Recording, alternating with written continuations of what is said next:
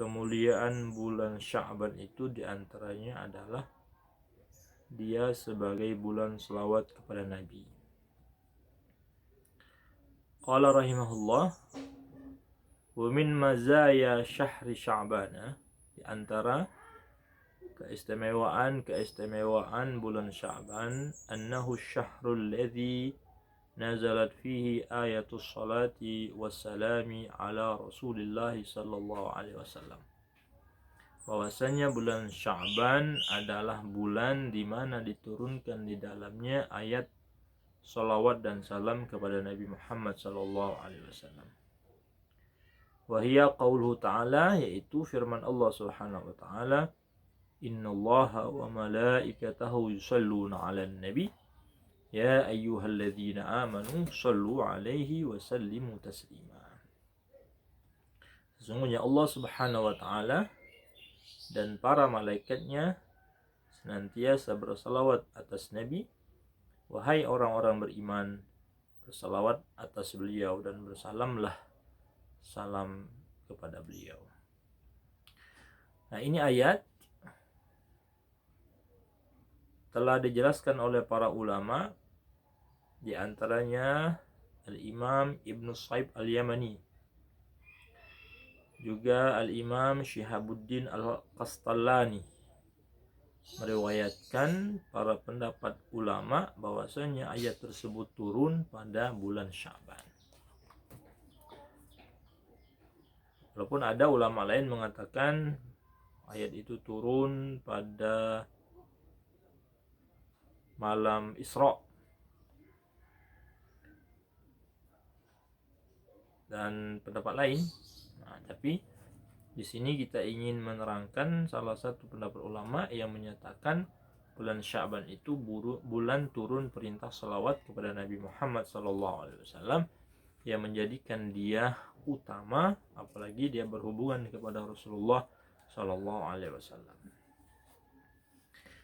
Oleh karenanya pada bulan Sya'ban ini sangat dianjurkan memperbanyak salawat kepada Nabi Muhammad SAW. Beliau mengatakan, inna fadailas salati 'ala nabi sallallahu alaihi wasallam katsiratun. Sesungguhnya keutamaan salawat kepada Nabi itu sangat banyak. Ya'jizul qalamu an ihsa'iha. Pena tidak mampu untuk menghitungnya. Wa tadhiqul kutubu an istiqsa'iha. Dan buku-buku tidak cukup untuk menjelaskan semuanya. Wa inama nadhkuru minha jumlatan mujizatan, kita sebutkan beberapa saja dengan singkat untuk menunjukkan keutamaan salawat itu. Dan juga saya tidak baca hadis-hadis dalilnya, saya akan menyebutkan keutamaan saja. Adapun dalil hadis sudah diterangkan oleh beliau dalam kitab ini. Yang pertama, inna man yusalli 'ala nabi sallallahu alaihi wasallam yusallillahu alaihi 10 salawatin.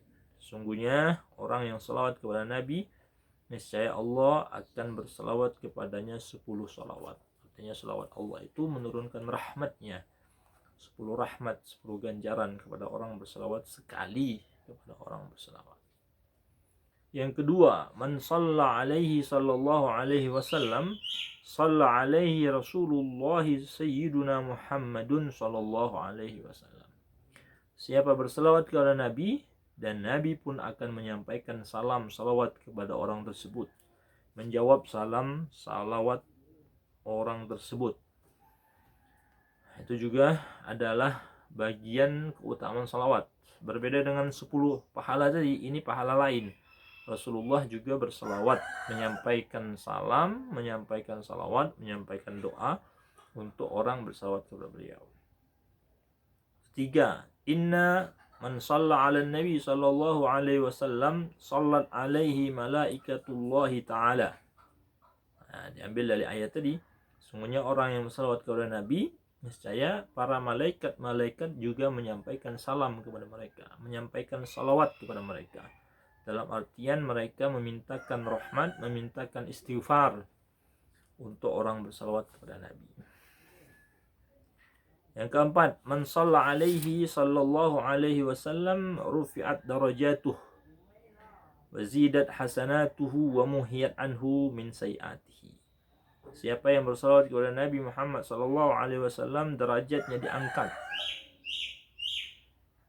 ditambah kebaikannya, dan diampuni darinya dosa-dosanya. Ini juga keutamaan dari salawat kepada Nabi. Yang kelima, banyak disebutkan ayat hadis oleh beliau.